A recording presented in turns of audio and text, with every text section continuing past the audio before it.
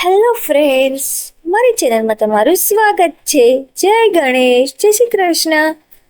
આજે આપણે બનાવશું હોળી સ્પેશિયલ રેસીપી, જે એક જ મસાલામાંથી બે રેસીપી બનશે અને જે ફટાફટ બનશે અને ખૂબ જ સ્વાદિષ્ટ બને છે અને બધાને જ આ રેસીપી ભાવશે. હું કઈ રેસીપી બનાવું છું તે તમે મને કમેન્ટ કરીને બતાવજો. તો ચલો બનાવીએ આપણે હોળી સ્પેશિયલ રેસીપી. એક કઢાઈ લઈ લઈશું, તેમાં હાફ કપ આપણે મેંદો ઉમેરીશું. ત્યાર પછી આપણે તેમાં 1 ચમચી રવો ઉમેરીશું. રવો મેં ઝીણો લીધેલો છે. હાફ ટીસ્પૂન એલચી પાવડર ઉમેરીશું. મેં 3 એલચી લીધેલી છે અને ચપટી મીઠું ઉમેરીશું. 1 ટીસ્પૂન આપણે ઘી ઉમેરી લઈશું અને હાથેથી આપણે બધા જ મસાલા આ રીતે મિક્સ કરી લઈશું, જેથી થોડું મોણવાળું થઈ જાય. આ રીતે મિક્સ થઈ ગયા બાદ હવે આપણે તેમાં પાણી લઈને લોટ બાંધી લઈશું. પાણી આ રીતે થોડુંક થોડુંક લેવાનું રહેશે, જેથી આપણો લોટ વધારે ઢીલો કે જાડો ન થઈ જાય. આશરે મેં 1/4 કપ જેટલું પાણી લીધેલું છે. આપણો લોટ તૈયાર થઈ ગયો છે. લોટ વધારે ઢીલો પણ નથી અને કડક પણ નથી. લોટને ઢાંકીને આપણે અડધો કલાક માટે રહેવા દઈએ. હોળી સ્પેશિયલ આપણે જે બે રેસીપી બનાવવા જઈ રહ્યા છીએ તેને આપણે મસાલો તૈયાર કરી લઈશું. તો પહેલાં તો આપણે એક પ્લેટ લઈશું. પ્લેટમાં 1/4 કપ આપણે વરિયાળી લઈ લઈશું. ત્યાર પછી 15 થી 20 નંગ કાજુ લઈશું. 10 થી 12 નંગ બદામ લઈશું. થોડાક આપણે પિસ્તા ઉમેરશું. પિસ્તા મેં મોડા લીધેલા છે. 1/3 કપ આપણે સાકર લઈ લઈશું. તમે સાકરની જગ્યાએ ખાંડનો પણ ઉપયોગ કરી શકો છો. ત્યાર પછી આપણે 1 ચમચી ખસખસ ઉમેરી લઈશું. મેં નાની ચમચી લીધેલી છે. ત્યાર પછી તેમાં આપણે થોડુંક કેસર ઉમેરી લઈશું. તમે કેસર વધારે ઓછું લઈ શકો છો. 10 થી 12 નંગ આખા મરી ઉમેરી લઈશું. આપણા મસાલાના ઇન્ગ્રીડિયન્ટ્સ તૈયાર છે. હવે આપણે એક મિક્સર જાર લેશું. તેમાં જ આ બધી જ વસ્તુ ઉમેરી લઈશું. હવે આપણે તેમાં 5 થી 6 નંગ એલચી ઉમેરી લઈશું, જે હું ભૂલી ગઈ હતી. તેને ક્રશ કરી લઈશું. આપણે ક્રશ એકસાથે નથી કરવાનું. મશીન ચાલુ કરો, બંધ કર્યું, ચાલુ કરીને બંધ કરવાનું છે. આપણો મસાલો તૈયાર છે. તમે મસાલામાં મગજતરીના બીજ, સનફ્લાવર બીજ, સૂકા ગુલાબની પાંદડી પણ ઉમેરી શકો છો. મસાલો તૈયાર થઈ જાય એટલે આપણે એક પેન લઈશું અને ગેસની ફ્લેમ ચાલુ કરી લઈશું. હવે આપણે તેમાં 2 નાની ચમચી ઘી ઉમેરી લઈશું અને ગેસની ફ્લેમ આપણે સ્લો જ રાખશું. ઘી ઉમેરાઈ જાય અને ગરમ થઈ જાય એટલે આપણે તેમાં રવો ઉમેરી લઈશું. રવો મેં અહીં 1/3 કપ લીધેલો છે અને તે ઝીણો લીધેલો છે. હવે રવાને આપણે ધીમે ગેસ પર શેકી લઈશું. આપણે રવાનો કલર સ્લાઇડ ચેન્જ થાય ત્યાં સુધી શેકવાનો રહેશે. રવાનો કલર ચેન્જ થઈ ગયો છે. આ ટાઈમ પર આપણે હવે માવો ઉમેરી લઈશું. અહીં મેં મોળો માવો લીધેલો છે અને તે 1/3 કપ જેટલો છે.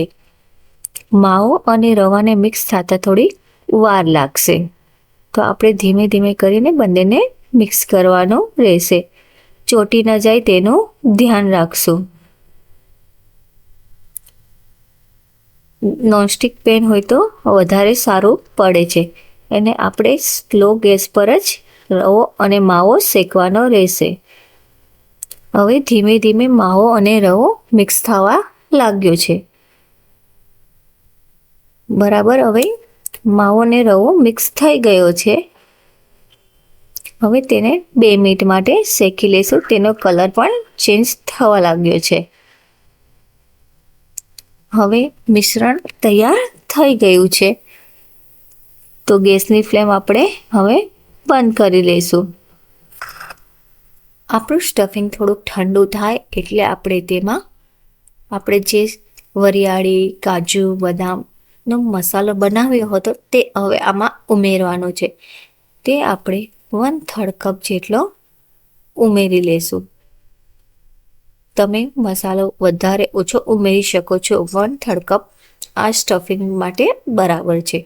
જો તમારે ખાંડ વધારે જોતી હોય તો તમે જ્યારે એકદમ સ્ટફિંગ ઠંડુ થઈ જાય પછી ઉમેરી શકો છો. હવે સ્ટફિંગમાં મસાલો સારી રીતે મિક્સ કરી લેશું. આપણો સ્ટફિંગનો મસાલો તૈયાર થઈ ગયો છે. હવે તમને આઈડિયા આવી જ ગયો હશે કે હોલી સ્પેશિયલ રેસીપીમાં આ કઈ રેસીપી છે. તો સ્ટફિંગ તૈયાર છે. હવે આપણે આગળની પ્રોસેસ કરશું. તો ચલો બનાવીએ. આપણે લોટ બાંધીને રાખ્યો હતો તેનો અડધો કલાક થઈ ગયો છે. તો હવે લોટને આપણે કૂણવી લઈશું. આપણે 5 મિનિટ માટે આ રીતે કૂણવશું. ત્યાર પછી આપણે તેના લુવા કરી લઈશું. મેં અહીં મીડિયમ સાઇઝના લુવા કરેલા છે. આપણે રોટલી મોટી વણવાની છે અને થોડી જાડી રાખવાની છે, નહીંતર અંદરનું સ્ટફિંગ બધું બહાર આવી જશે. તમે નાની નાની પૂરી પણ કરી શકો છો, પણ આ એક રોટલીમાંથી 3 પૂરી વણાઈ જશે. હવે આપણે એક સર્કલનો ઉપયોગ કરશું અથવા કે કટરનો ઉપયોગ કરશું, જેનાથી આપણને રાઉન્ડ શેપ મળે. મારી એક રોટલીમાંથી 3 પૂરી તૈયાર થશે. આ રીતે તૈયાર કરી લેશું અને આજુબાજુનો જે ભાગ બચશે તેને નીકાળી લેશું અને ફરીથી આપણે રોટલી વણશું ત્યારે તેનો ઉપયોગ કરી લેશું. આપણી પૂરી તૈયાર થઈ ગઈ છે. હવે આપણે તેમાં સ્ટફિંગ ભરશું. તેની માટે પહેલાં તો આપણે આજુબાજુ બધી જગ્યાએ પાણી લગાવી લેશું અને પૂરીની એક સાઈડ આપણે સ્ટફિંગ ભરશું. સ્ટફિંગ ઓછું ન ભરવાનું અને વધારે પણ નથી ભરવાનું. સ્ટફિંગ આપણે માપનું ભરશું અને આ રીતે ફોલ્ડ કરી દઈશું. આંગળીની મદદથી આ રીતે બરાબર લગાવી દઈશું, નહીં તો સ્ટફિંગ બહાર નીકળી જશે. હવે આપણે ફોક લેશું અને તેને આ રીતે પ્રેસ કરશું એટલે એક ડિઝાઇન પડી જશે અને દેખાવમાં પણ સારું લાગશે. હવે તો તમને ખબર પડી જ ગઈ હશે કે આ શું છે. હું તમને બીજી પણ ડિઝાઇન તમને દેખાડીશ. આપણે એક ડિઝાઇન તૈયાર થઈ ગઈ છે. હવે હું તમને બીજો શેપ શીખવાડીશ. તેની માટે પહેલામાં કર્યું હતું તેવી રીતે જ ફોકની મદદથી આ રીતે પ્રેસ કરી લઈશું અને પછી ચમચીનો ઉપયોગ કરશું ને આ રીતે આપણે શેપ આપશું. જે ફ્લાવર જેવો શેપ તમને દેખાશે. એક તે દેખાવામાં ખૂબ જ સરસ લાગે છે અને શેપ પણ જલ્દી પડી જાય છે. જો કેટલું સરસ લાગે છે.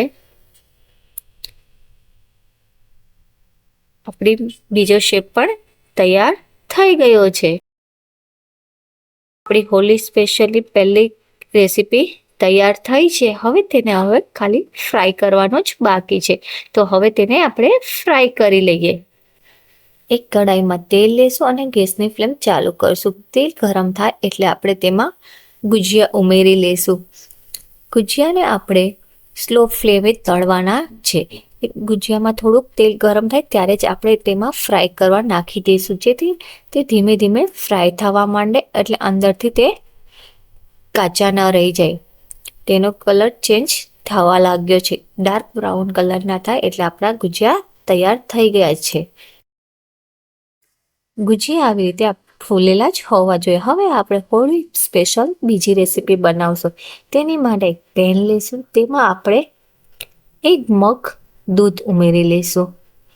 દૂધનો એક ઉફાળો આવે એટલે આપણે તેમાં ગુલાબની પાંદડી ઉમેરીશું અને તેમાં આપણે જે મસાલો બનાવ્યો હતો તે 1 ચમચી જેટલો ઉમેરી લઈશું અને દૂધને 5 મિનિટ થવા દેશું.